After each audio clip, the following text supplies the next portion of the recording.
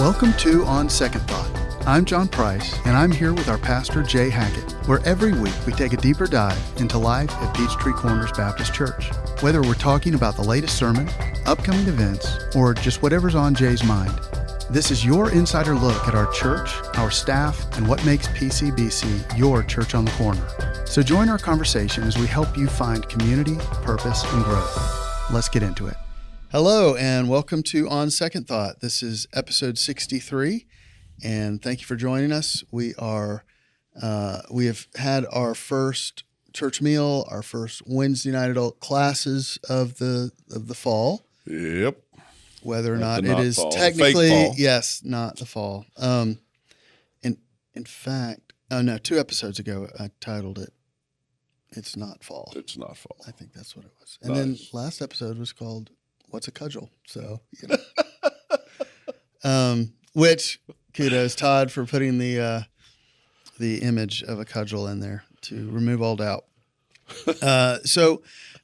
Wednesday night meal went well. We had about 85 folks join us, and we kind of did a very super easy over the plate kind of lasagna, Texas toast meal. Had a great time. We got a new menu this week, doing spiral ham and green beans. Spiral ham? Yeah. I'm going to make about meal. 200 deviled eggs. And so, yeah. But our Wednesday nights went really well. That's awesome. Looked to be very well attended. Very well attended. I went into the Craftsman, and very different vibe walking in. Normally there's, 2 or 3 guys sitting there talking and just waiting for other folks showing up. Charlie, because now it's more of a foundations class in woodworking, and there were new people. He said there were more new people there than there were the regulars. The regulars. Yeah. Come on. So he had like a little display set up where he had some different hand planes, and they were going to be talking about wood grain and types of wood. And if this doesn't interest you, it sounds very boring and monotonous. That was the thought going through my I'm head. sure it was. Yeah. But I was like, okay, cool. This is going to be a neat class where people are learning foundational stuff to where they can appreciate craftsmanship. They can learn how to use the tools.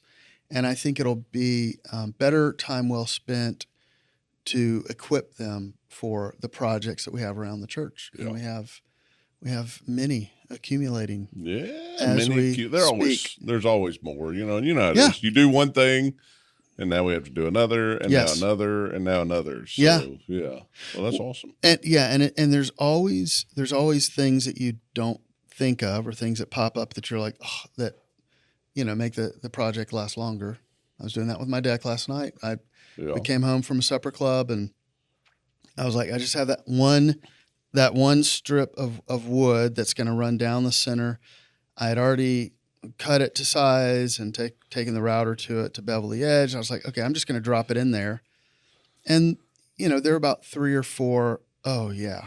I got to do that. Where I got to do this. I got to go find a tool. And so what I thought was going to be a 15-minute thing tops, I didn't even get done with. I was like, okay, I'm coming in. So it's hot out there. It's just so surprising to me that you and timing issues were not coinciding the way that you initially thought that they. I know, it's crazy. If there's one thing I've known out of you in 4 years, it's that you are a stickler for time. And if John tells you, hey, it's going to fly, you need to know in your heart it is not going to fly. But the crazy part is I believe that. You do believe that. I'm not being You dishonest. are very confident in making that statement, and I greatly appreciate it. It is a mystery even to me. Yeah, so even to you. Yeah. Well, good. Yeah. No. Yeah, man, had a great Sunday. Yes. And, so back over 500 yesterday. They're in the room. People were commenting they were going in and then coming out like, oh boy, it's going to be a challenge to find a seat. Yeah. I think that may be the problem or solve the problem of people standing out in the foyer too long is, I need to go in and get a seat. Correct. Correct. Which would be good. Yeah. I know one of our greeters asked me yesterday, they were like, man, I looked over and I was like, the bus is running. Why are 15 people walking over here? And he said, then the bus pulled up and he said, 22 people got off the bus. And he goes, now I went, oh, okay. So, but yeah, so it was great. Parking lot looks good, but looks even better when it's filled. And so had that filled up yesterday and just a sweet time of worship. And then diving into Daniel chapter 3 yesterday and, kind of began to look at Shadrach, Meshach, Abednego and, just the decision that they made not to bow to the idol. And, just looking at the different pressures that we face to bow, in life and the different things that come at us. And we think that a small compromise won't have a big effect.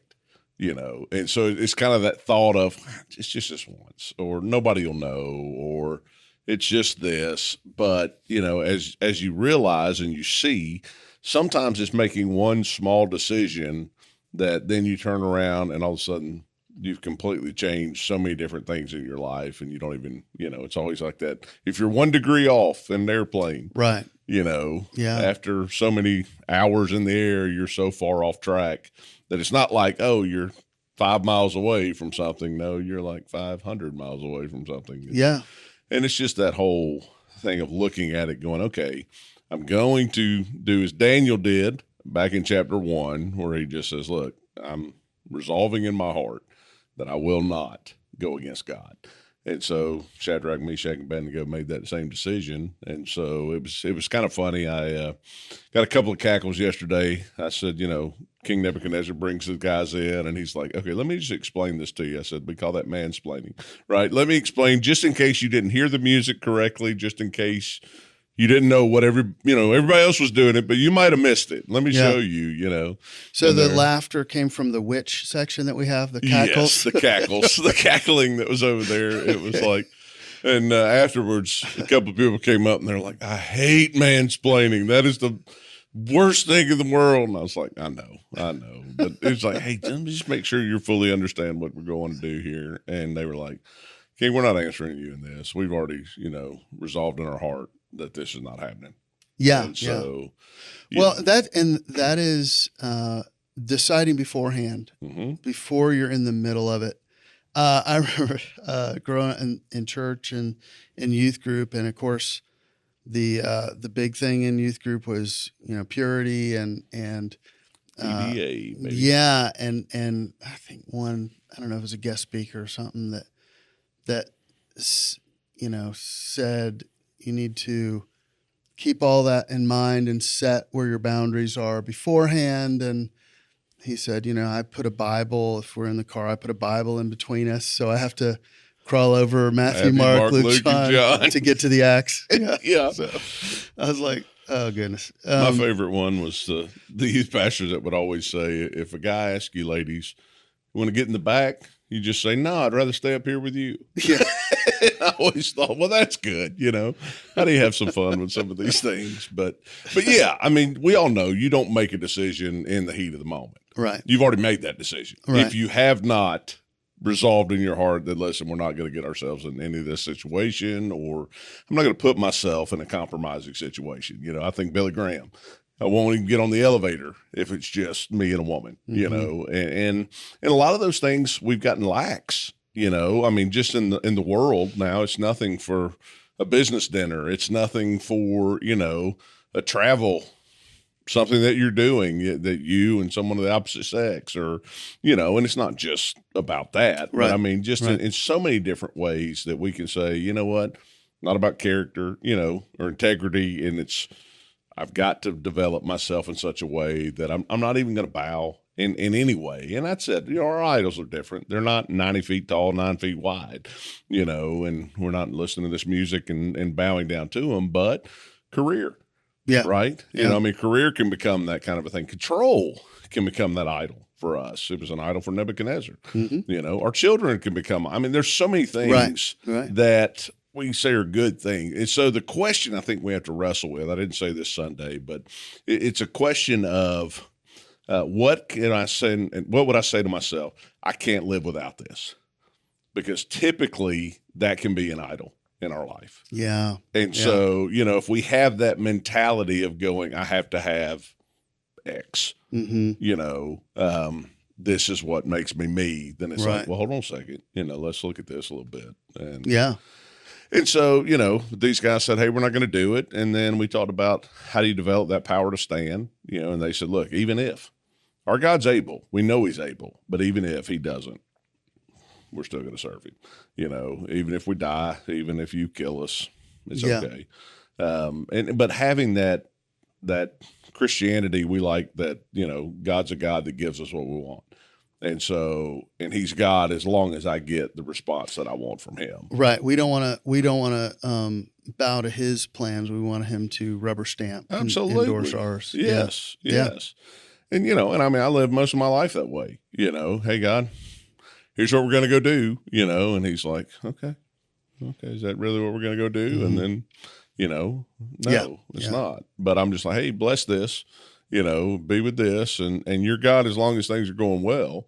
But the moment I don't get the response I want, then I'm like, well, what happened, God? Where are you? Yeah, we fail to see the contradiction. You're the God of the universe as long as you do what I tell you to do. Exactly. You're the God of the universe who works solely for me. And as long as you do what I need you to do. But it's that even if, and so it changes the way we pray, changes the way we interact with people. Is God able? Yes, 100% he's able to do anything in his power, which is omnipowerful. What's the word that I'm looking for? Omnipotent. That's the one I want.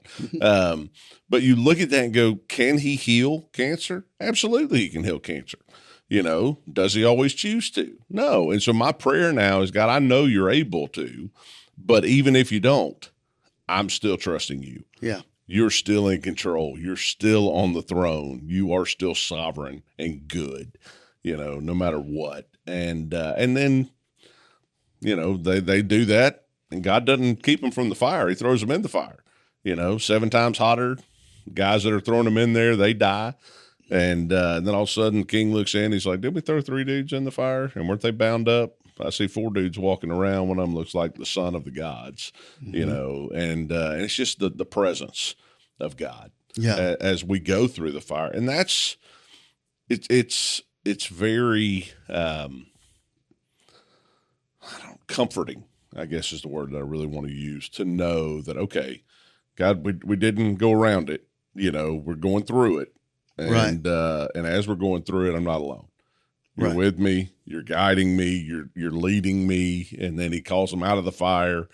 And then I added one yesterday that wasn't on my notes or anything, because Nebuchadnezzar is sitting there and he is just, man, he's enamored with this God that would save them, that would, they came out, their trousers weren't even smoky, there's nothing on them. Their hats were fine. It says I love the Bible says they didn't even smell like smoke. And, if you're around a fire, if anybody's been around a fire in the last 48 hours, you can typically smell it. Jacob orders fajitas at lunch. Which he loves to do, by the way. It's like, okay, I'll be smelling like this the rest of the day. We will smell like fajitas for the rest of our afternoon. But it's that thought, and he says some great things about God. And so, the last thing we talked about is we can have admiration for God without having transformation from God. And so, the reality is, who's the person on the throne? Yeah. Because Nebuchadnezzar said something that, just on a cursory view of looking at Daniel 2, looking at Daniel 3, you'd be like, this is a guy who's seen the power of God. Right. And goes, man, but he sees the power of God and he goes, man, that's great for you. That's great that's their God. He never once says, that's my God. He never once has any kind of true repentance. And we're going to see that this week in chapter 4, because the reality is that, he has another dream. And here in this dream, Daniel comes to him, and Daniel's like, dude, here's what the dream means. The dream means that this tree here is you, and it's about to get cut down. And for 7 years, man, you're going to lose your mind. You're going to be treated like an animal, all these different things. And Daniel looks at him and he goes, but king, if you recognize this now, it's almost like here's the warning signs. Right. But he doesn't do it. Just a couple of verses later, not to give everything away, but I mean, a couple of verses later, he's like standing out on the balcony going, look at my kingdom. Look at what I've done. And I, my. Right. Pride, man. I'm telling you, pride goes before the fall. And I think for us as believers, we may even start in a good place where we think, you know what, God, you have done some great things, but then we start reading the press. Or then we start thinking, I'm actually something. Mm-hmm. And pride is never a good thing. I mean, it's always something that's very, very negative. So we're going to kind of unpack that a little bit more. Yeah, you start, you're unwilling to hear any feedback that kind of looks at ways that you are off track. You start to gather around yourself people that confirm what you believe about yourself and but this last week resonated with a lot of our folks in life group. I mean, we just, even at the beginning, the outset of the class, as we're taking prayer requests, just so many of them were around just anxiety in their lives and anxiety in their jobs, whether it's their company getting absorbed by a larger company, or in their marriages or their relationships, and just dealing with those. It was, Jamie Winship suggests that it's not love that connects us, it's fear that connects us, because we all struggle with it. And we talked about the saying that which is most universal, or that which is most private, is most universal. Correct. The things that we hold and say nobody else struggles with this are the things that everybody struggles with. And so, but in the sharing of the different things as people, and some were quite emotional, and because they were right in the midst of it, people saying, the pastor's message really helped, because they feel like they're in the fire, and just that word of encouragement that God is there with you was tremendous help, and is a tremendous help. And community is a tremendous help, that we got to share that together. And even in the sharing of it, when you recognize, I'm not the only one, I'm not alone in this. In two different ways, I'm not alone in that other people have anxiety, and I'm not alone in that these folks can help bear my burdens and encourage me and pray for me. And so that is one of the beauties of, and I would say life group, but I would say it with the contingency of a life group that will create a safe space.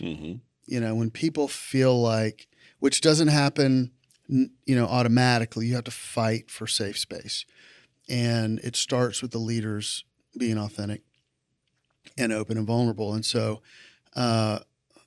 we had good discussion around that, but just that idea of even if, and we talked, one of the things that I'm trying to do right now is just keep a record of the little wins, the little things where I see God show up, that just foundationally, layer upon layer, build and rebuild my trust. Absolutely. That I can trust God, and so, because there are going to be times when there's absolutely no evidence of that. And so it is that even if, and your challenge of, we need to be a church that is even if, yeah, 100%. And I think that something like Daniel just resonates with all of us. You know, kind of the familiarity we've said to some of these stories, but also just the fact of going, man, I go through life. Life is going to bring trouble. Life is going to bring pressure. And so what is our response to that? And if we have a tendency to, respond in a wrong way, I don't want to just be reactionary to everything. And so let me reflect, let me think, go, hey, okay, I know this is coming. So what am I going to do in this? And just a little thing of going, okay, I have a tendency to get negative. How do I stay positive today? And how do I not bring up critical things 24/7? and how can I just be gratitude filled, thankful for what God's doing, and little things like that, and you'll be tested. I mean, the moment you start thinking things like that or praying things like that, it's like, all right, well, here comes the pressure. Let me see where your gratitude's going to really be, and it's like, yeah, maybe tomorrow.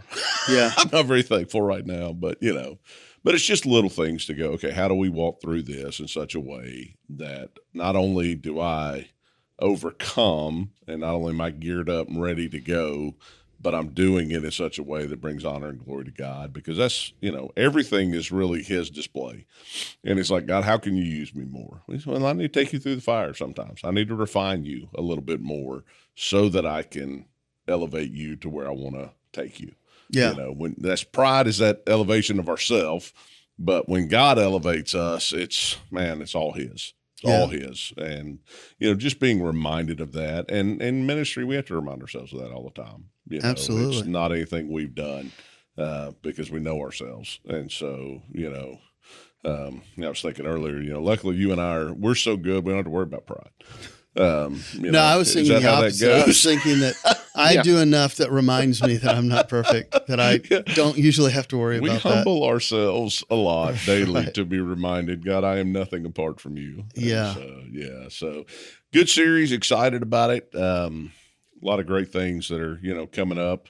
Got 2 more weeks in this series, so we will not get all the way through Daniel. I know everybody's been asking, and they're like, man, I can't wait for you to get into some of the end of Daniel. And I went, well, you're going to wait for a while because we're not going to the end of Daniel. Very different. Very different vibe. A very different vibe to all of that. Yeah. Yeah. But so very excited about it. Yeah, because I'm preaching in 2 weeks and it's 2 on weeks. chapter 9. So we're skipping over. I was going to say, I'm getting either 4 and then you're going to the lion's den. Mm-hmm. Is that where you're wrapping this up? Yeah. Yeah. So, never heard that story before. Are you going to use a felt board? What's funny is it is probably the most recognizable story about Daniel. Mm-hmm.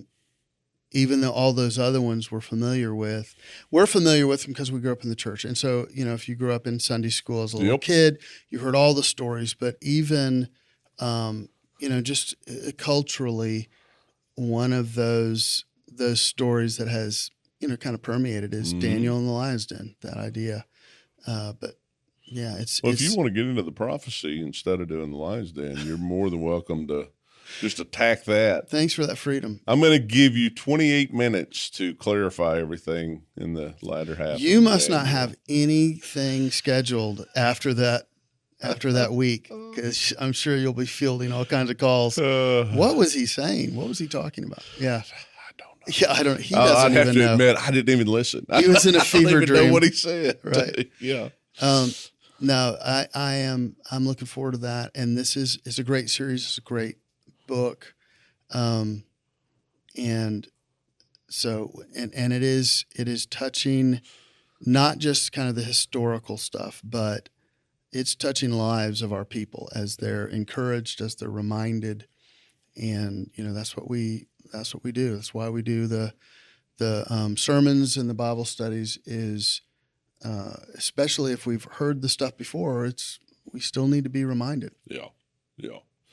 And, like we've talked about many times on this podcast, we're at a different place, you know, and so stories hit us different when we've matured a little bit more or we've experienced some different things. And it's like, wow, okay, I needed that. Yeah. Needed that. So. Well, and you had mentioned the things that we think we have to have. Yeah. And the times, just personally speaking, where we grew the most were those times where everything was shaken away. Mm-hmm. The things that we thought we had to have. And it was rough, it was humbling, but we came out the other side and God was with us in it. And we came out, new people. Yeah. So if there was any smoke smell to us, it was because of lingering, issues that we were still growing through. But those kind of times are times when we grow best, when we realize, I don't have to have this. It's nice to have it. But what I have to have is God and that relationship. So 100%. Yeah. Well, is this a good I like it. Stopping Wrap place? it up. Yeah. All right. Well, thank you for being with us this episode. Please share this with your friends, people in your life group, people that are looking for a church home. But it is I'm glad, and we are glad to minister alongside you. We thank you for all that you do as a part of PCBC. But we hope that you have a great day, and God bless. Well, that's it for this episode of On Second Thought. Thanks for hanging out with us. If you enjoyed the conversation, be sure to like, subscribe, and share this with a friend. If you have a question or thought, drop it in the comments below. We'd love to hear from you. If you'd like to find out more about your church on the corner, check us out at pcbchurch.org. We'll be back next week with more. So until then, have a great week and God bless.